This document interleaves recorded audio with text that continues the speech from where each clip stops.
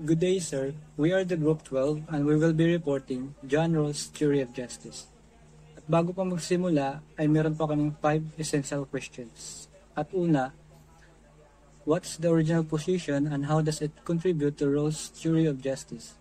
Number 2, what role do fairness and impartiality play in Rawls' Theory of Justice? Number 3, how does Rawls' theory address the distribution of resources in society? Number 4, what critics have been raised against Rawls' theory of justice? Number 5, how can Rawls' theory be applied to real-world issues such as income inequality, healthcare, or education? John Rawls, born in 1921 in Baltimore. He was an influential American philosopher known for his work in political and ethical philosophy. He studied at Princeton University and earned his PhD in moral philosophy in 1950. Rawls criticized America's involvement in Vietnam War and analyzed flaws in American political system. Despite his international fame, he lived a private life as an academic and family man. Rawls suffered a stroke in 1995, but managed to write 3 more books before his death in 2002 at the age of 81. The prevailing moral principle during the modern and later and contemporary period was utilitarianism. Utilitarianism is a moral philosophy that suggests the best action is the one that maximizes overall happiness or well-being for the greatest number of people. It's often summarized as the greatest good for the greatest number. Rawls held that utilitarianism will not be able to provide a satisfactory account of the basic rights and liberties of citizens as free and equal persons. John Rawls desired to provide an alternative moral system. So what is justice is fairness? This idea became the basis for social institutions that do not confer morally arbitrary lifelong advantages on some persons at the expense of others. So ibig po sabihin nito ay ang hustisya ay pagiging patas ay nangangahulugang ang isang makatarungang lipunan. Ang lahat ay dapat magkaroon ng pantay na mga karapatan at oportunidad. Sinasabi ni Rawls na ang katarungan ay lumilitaw kapag ang mga tao ay gumagawa ng desisyon sa likod ng balabal ng kamangmangan or tinatawag na veil of ignorance, na ibig sabihin ay hindi nila alam ang kanilang sariling posisyon sa lipunan o ang mga kanilang mga advantage or disadvantage na mayroon sila. Naniniwala si Rawls na lahat ay magiging patas sa lahat dahil lahat ng tao ay nasa ilalim ng tabing kamangmangan. Sa madaling salita, lahat ay nasa tinatawag na original na position or the original position. 2 principles of justice. Each person is to have an equal right to the most extensive total system of equal basic liberties compatible with a similar system of liberty for all. This principle provides a good idea and upholds equal liberties of all the people in a community. Ibig pong sabihin nito ay ang bawat ng tao ay dapat magkaroon ng pantay na karapatan sa pinakamalawak na sistema ng pantay na batayang kalayaan sa kasuwaton ng katulad ng sistema ng kalayaan para sa lahat. Ang prinsipyong ito ay nagbibigay ng magandang ideya at sumusuporta sa pantay na kalayaan ng lahat ng tao sa isang komunidad. Naniniwala si Rawls na ang bawat isa ay dapat magkaroon ng karapatan sa pinakamalawak na pantay na kalayaan na kasuwaton ng lahat ng isang komunidad. Ang bawat individual ay dapat magkaroon ng pantay na karapatan sa mga batayang karapatan na kabilang ang karapatan sa boto, karapat-dapat para sa pampublikong opisina.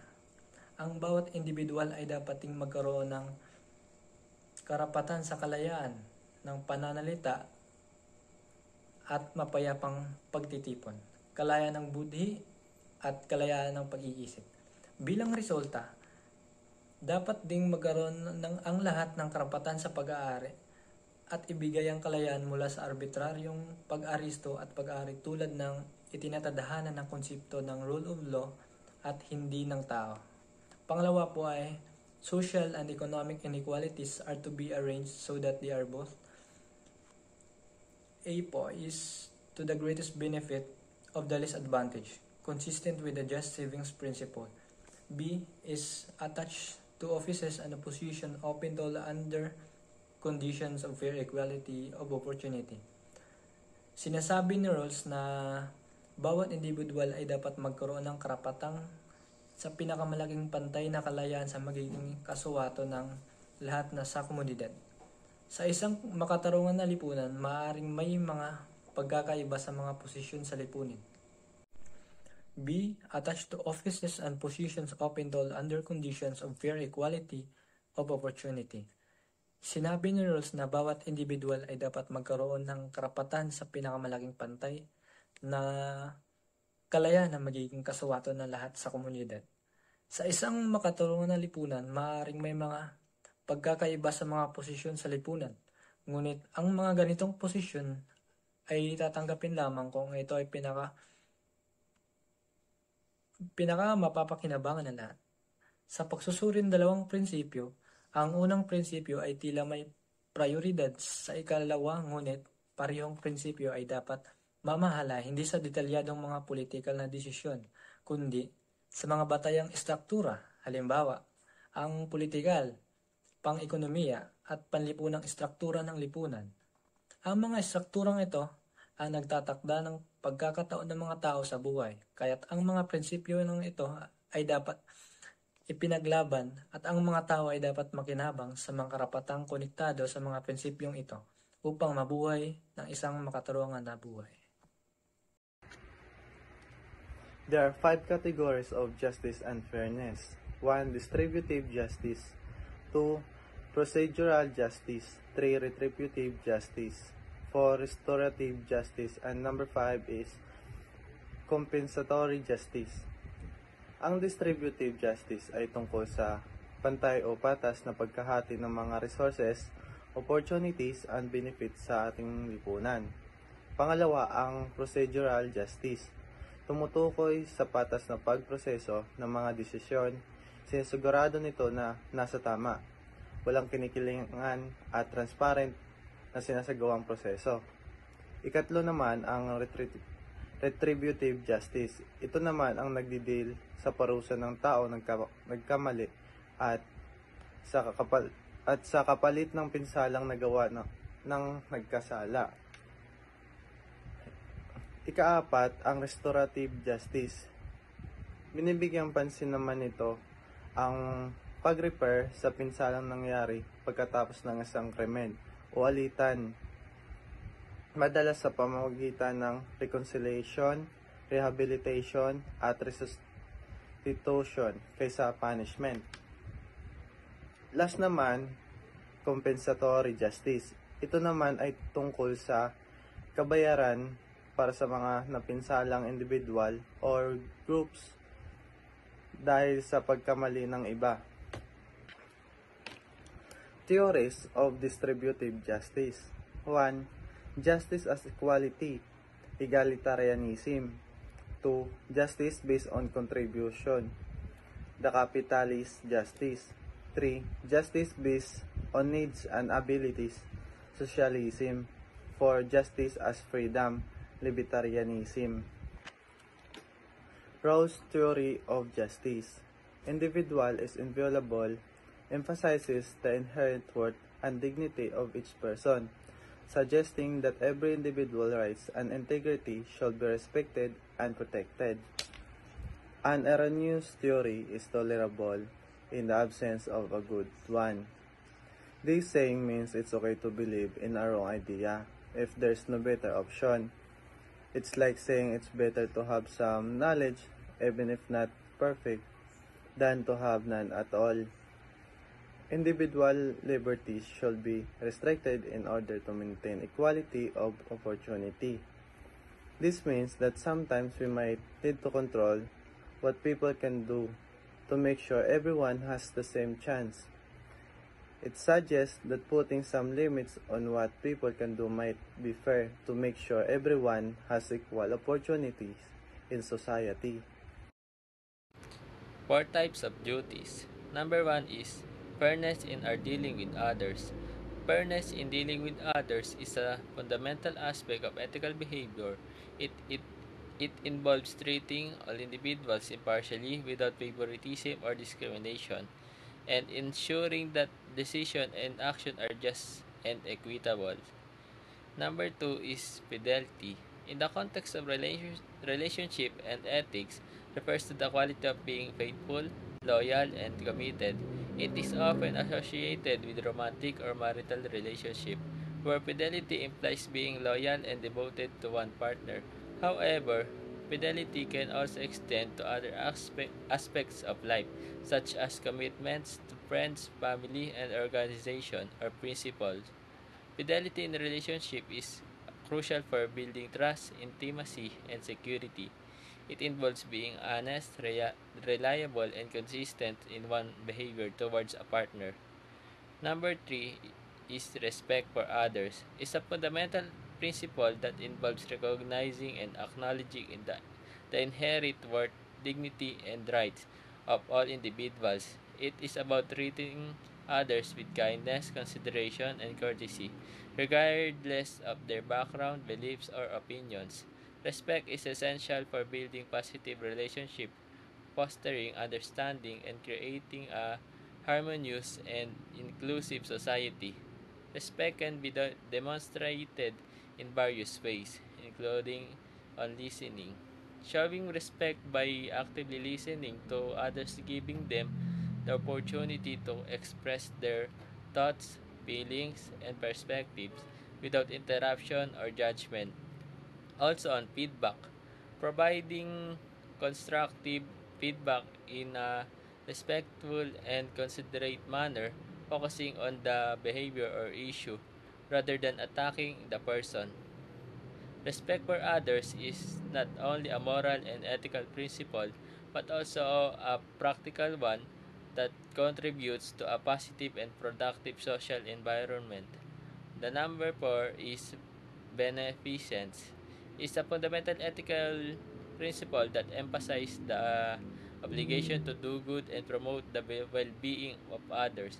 It is often associated with the concept of altruism, where individuals act in the best interest of others even if it requires personal sacrifice. Beneficence is central to various fields including healthcare, social work, and philanthropy, where the primary goal is to improve the welfare of others. For example, at a local bank, volunteers work tirelessly to distribute food to those in need. Despite their busy schedules, they go above and beyond to ensure that everyone receives the support they require. Their dedication and selflessness exemplify the principle of beneficence as they strive to improve the lives of others in their community. For natural duties. Number one is the duty of justice. It's an ethical principle that emphasizes the importance of treating all individuals fairly and impartially. It requires us to uphold moral, legal, and social standards of fairness in our actions and decisions. Justice involves ensuring that everyone has equal opportunities, rights, and access to resources, regardless of their background or circumstances. Justice also involves holding ourselves and others accountable for our actions. This means accept, accepting responsibilities for the consequences of our actions and taking steps to rectify any harm or injustice that may have occurred.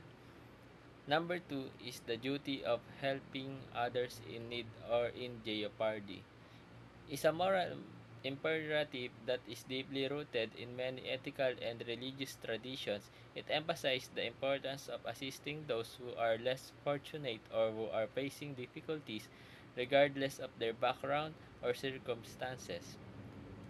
This duty is based on the principle of compassion and the belief that all individuals deserve to be treated with dignity and respect. Overall, the duty of helping others in need or in jeopardy is a core ethical principle that reminds us of our interconnectedness and our responsibility to care for one another. Number Number three is the duty not to harm or injure others. It's a moral principle that emphasizes the importance of refraining from actions that cause harm, whether physically, emotionally, or psychological. It is based on the idea of respecting the well-being and rights of others and is fundamental to building a respectful and compassionate society. Number 4 is the duty to keep our promises is a fundamental ethical principle that emphasizes the importance of honoring commitments and agreements made to others. It is based on the idea that promises are binding and carry moral weight, requiring us to fulfill our obligations and commitment to the best of our abilities. Keeping our promises is not only a matter of personal integrity but also a way of showing respect and consideration for others. When we make a promise, we create an expectation in the other person, and failing to fulfill that promise can lead to disappointment, distrust, and harm to the relationship. Critique on the ethical principle of John Rawls. John Rawls' theory of justice, based on the original position and the veil of ignorance, has been widely influential in the field of political philosophy. However, it has also faced several critics, challenging its underlying assumptions and practical implications. One of the main criticisms of Rawls' theory is its reliance on the concept of the original position and the veil of ignorance. Critics argue that this hypothetical scenario is unrealistic and fails to account for the complexities of real-world decision making. In the original position, individuals are supposed to make decisions about justice without knowledge of their own characteristics, such as their gender, race, or social status.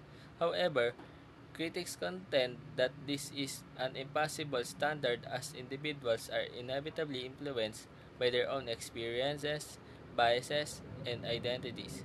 Additionally, Rawls' theory has been criticized for its lack of practical guidance. While Rawls provides a compelling philosophically framework for justice, critics argue that his principles are too abstract and idealistic to offer concrete solutions to real-world problems. Rawls' theory may be more suitable as a theoretical framework for understanding justice rather than a practical guide for policymakers and decision makers. In summary, while John Rawls' theory of justice as fairness has been influential in shaping discussion of ethics and justice, it has also faced significant critics. Critics argue that Rawls' assumptions are unrealistic, his focus on distributive justice is too narrow. His approach is too state-centric and his theory may lack practical applicability. Despite these critics, Rawls' work remains as an important reference point in ethical and political philosophy.